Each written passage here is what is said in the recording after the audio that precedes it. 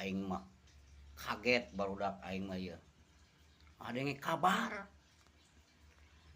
kabar ti Sukabumi.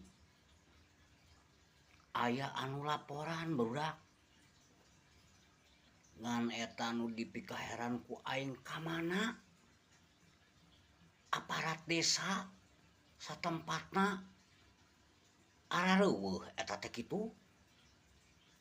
Lain dipikir-pikir lain eta anu ngomong teh Ibu RT di anu laporan teh. Ibu RT, Bro. Nyaho Ibu RT? Ibu RT teh kepala apa namanya? RT teh kepala naonnya? Kepala lingkungan lah gitunya. Eta Ibu RT anu laporan. Jadi di Sukabumi teh aya jelema aki-aki di eta. Aya aki-aki imahna teh arek rugrug. Jeung geus teu pantes barudak. Lamun di cicingan. Rugrug arek kumaha sih? Lamun rugrug arek kumaha sih pantes teu? Henteu ceuk aing mah nya. Tah, ayeuna teh ngenta tulung ka Pak Dedi ayeuna teh.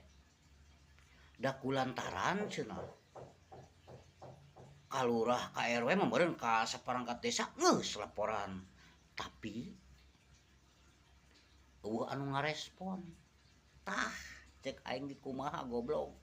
Aparat desa garoblog teh anu kitu. Aya jelema rakyat anu leutik anu perlu di bantuan ge geus teu dipalire. Tah eta disebutna teh pamingpin gararoblog. Kulantaran naon? Eta mah tara ngaropi. Bu RT bejakeun nya ka para pamingpinna eta nu dihararana we ulah kaleluhurnya. Ieu mah nu dihanap geus garoblog, Ibu. Kulantaran tara ngaropi Bu RT. Ampura ieu, Bu RT. Urang mah lain mamagahan. Memang kitu kuduna.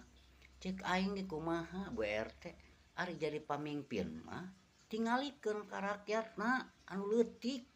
Teu kadareuleus ieu teh pecak goblok ieu teh jadi pamingpin. Aing mah mun ku sebelah ieu teh nya. Tah Bu RT wayahna we ayeuna mah geus ayeuna pan laporan ka Pak Dedi mudah-mudahan Pak Dedi mah da bageur untuk kawas pamingpin-pamingpin anu kawas kebo. Nu tara derek ngaropi pagaweanna teh kawas kebo we. Oh gitu.